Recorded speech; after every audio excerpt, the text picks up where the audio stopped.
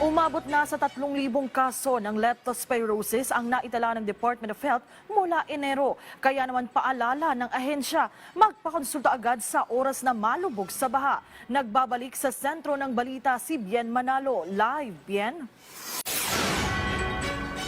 Mela, naghahanda na ang Department of Health sa posibleng pagsipa ng kaso ng leptospirosis dahil sa mga pagbaha na epekto na rin ng sunod-sunod na pag-ulan nitong mga nakaraang linggo. Tiniyak naman ng Department of Health na sapat ang supply ng gamot sa mga DOH hospital. Kabilang na dyan ang doxycycline na gamot sa leptospirosis.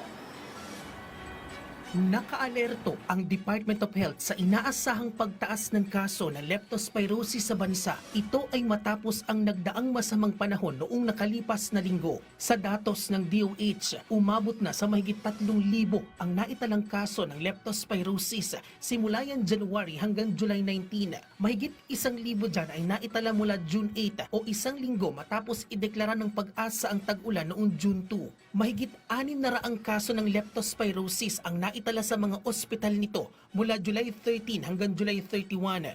Kaya paalala ng Health Department, kinakailangan agad na magpakonsulta sa health center oras na malubog sa baha para masuri ang pasyente kung kailangang uminom ng doxycycline. Libre itong ibinibigay sa mga health center habang ang may malalang kaso naman ay ina-admit sa ospital para mapigilan ang komplikasyon. Ngayon, uso mga sakit, yung mga wild diseases, no? Yung waterborne illnesses, lepto, yung mga napalusong sa baha or madalas nasa baha, mabahaing lugar, lalo na kung may sugat, huwag kayong mag-self-medicate, magkonsulta sa pinakamalapit na health center. Kasi kung natitreat na sila dito, hindi na kailangan hospitalized.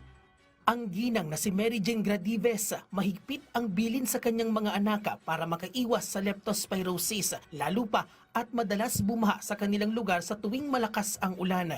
Pinapaalalanan ko po sila magugas ng kamay araw-araw, tapos pinautosan ko rin sila na huwag umapak sa baha. At yung mga paa nila, sabi ko, hugasan ka agad pag halimbawa nakatapak sila sa ng baha. Payo ng kagawaran, nakamamatay ang leptospirosis, kaya ugaliing sumunod sa mga paalala, lalo na kung lumusong sa baha para maiwasan ang anumang aberya.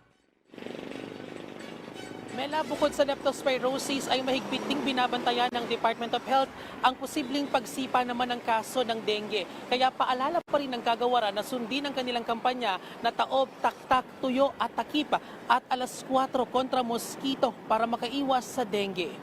At yan ang update. Balik sa iyo, Mela. Maraming salamat, Bien Manalo.